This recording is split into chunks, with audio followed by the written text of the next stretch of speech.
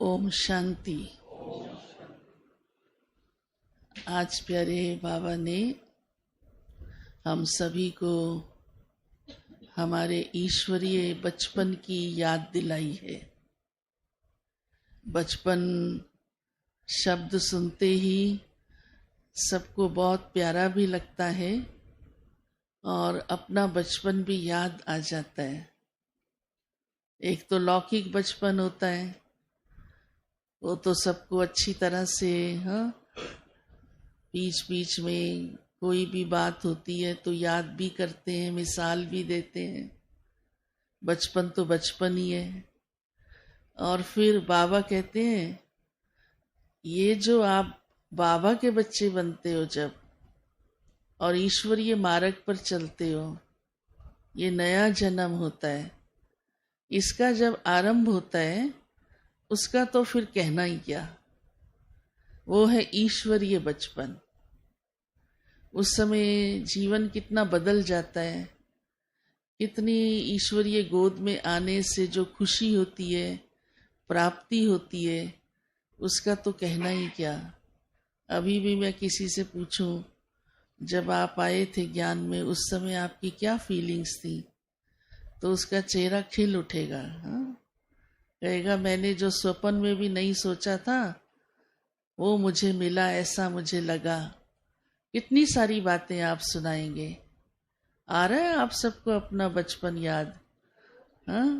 चाहे कोई एक वर्ष हुआ हो तो भी जब बाबा का बनता है उस समय का जो उसका अनुभव है, और चाहे 50 वर्ष हुए हो उसको भी याद होगा कि उस समय जब मैं बाबा का बना, ज्ञान मिला, कितना प्यार मिला। ये हुआ, ये हुआ, ये हुआ।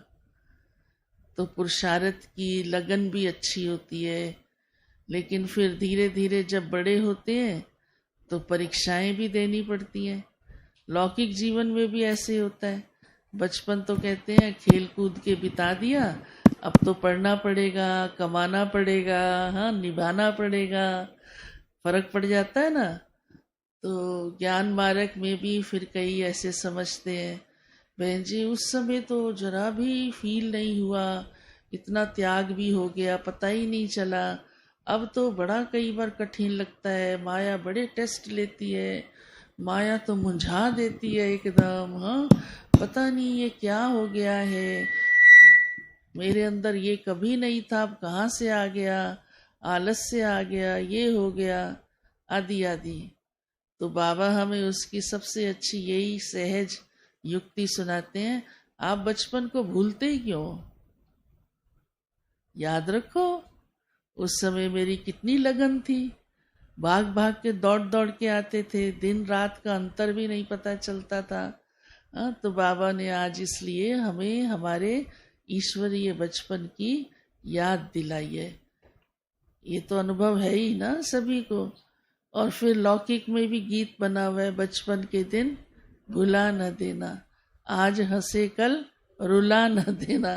तो माना हंसते ही रहना है। चरणजीत भाई, ऐसे ना हंसते ही रहना है, रोने का सवाल ही नहीं होता।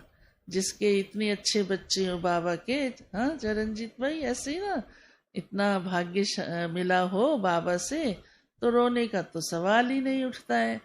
सदा खुश रहना है, हंसते रहना है। तो इसलिए बचपन को सदा याद रखना है। तो पुरुषार्थ की लगन भी रहेगी, बाबा के प्यार में भी डूबे रहेंगे, तो सहज पास भी हो जाएंगे। कोई भी माया की परीक्षा भी पार करना कठिन नहीं लगेगी। दूसरी विशेष बात आज बाबा ने कर्मों को कूटने की बताई है कि कलयुग में देखो क्या हालत है, परंतु सतयुग में हमें कर्मों को करने में किसी प्रकार का कष्ट नहीं होगा और उसका रिजल्ट भी कष्टदायी नहीं होगा, क्योंकि वहाँ कर्म ही ऐसे नहीं होंगे। आज कलयुग में तो कर्म ऐसे हैं जो कूटने पड़ते हैं, वरना मेहनत करनी पड़ती है, फिर उसका फल भी देखो कैसा कैसा निकलता है। कई बार कई कहते हैं मैंने तो कोई ऐसा काम किया ही नहीं, फिर मेरे आगे ये इतनी बड़ी मुसीबत कहाँ से आ गई। तो ज़रूर कोई तो कर्म का फल सामने आया है, नहीं तो ऐसे थोड़ा आ सकती है। कर्म फिलॉसफी तो यही कहती है ना, पर सतयुग में ऐसा कुछ भी नहीं होगा। एक तो वहाँ कर्म अच्छे होंगे इसलिए ऐसा नहीं होगा, सुखदायी होगा। दूसरा, यहाँ से ही हम श्रेष्ठ कर्मों की पूंजी लेके जाएंगे, उसका सुख भोग रहे होंगे।